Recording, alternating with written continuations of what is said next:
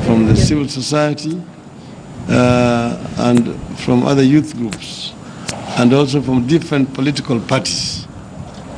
They have come together as a team who are concerned about the development of our country and also are supporting the Building Bridges initiative. We have had a long discussion with them. They have expressed their concerns, articulated issues that affect the youth in our country, like unemployment in our country, lack of proper instructions of our youth, particularly with regard to prepare them for the work after training in our institutions. They have talked about protection of intellectual properties, particularly inventions and development which are made by the youth. They have talked also about creating opportunities for the youth in not only in the national government but also in the county governments. Then they also talked about the governance structure of our country, particularly the structure of the devolution, the structure of the executive, and the structure of the legislature in our country. And they've said that they're ready to present their views to the Building Bridges initiative when the right time comes. They have also talked about corruption, and they share the views that we share, myself and the President, that corruption is a cancer that must be slayed, must be cured. It's a monster that needs to be slayed. And they have said that it is eating at the fabrics of our society, denying job opportunities to the youth, impoverishing majority of our people, particularly the farming community, farmers, the pastoralists, the fishermen in our country. They're also concerned about insecurity in the country generally. And they've said that this requires a collective effort of all the people of our country. That this corruption has seen the erosion of morals in our society.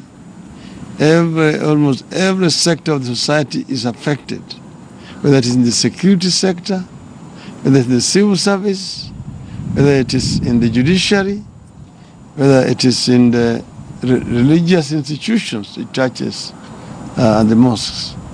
They're all affected in one way or the other, and that this requires to be fixed, including also the electoral institution in the country. So we have had a wonderful conversation with this representative of the youth, and I'm going to ask the representatives to now take it from here and speak on their own behalf. Some of them, of course, are members of parliament. Okay. Maybe you want to introduce and then allow him to speak? Yeah.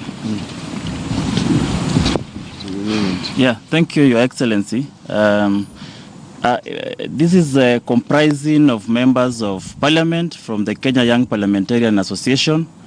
We have the county assembly, youthful members of county assembly across the country. We have leadership from the universities across the country.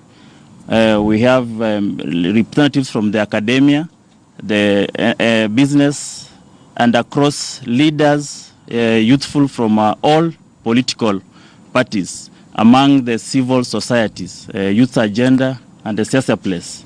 So this is a consortium of all the youth organizations, the whole country. We are basically here to affirm our support to the BBI and actually to also solidify our support behind the fight against corruption that has denied the youth of this country opportunities and has denied the youths, irrespective of the regions, irrespective of the political affiliations, irrespective of the tribe.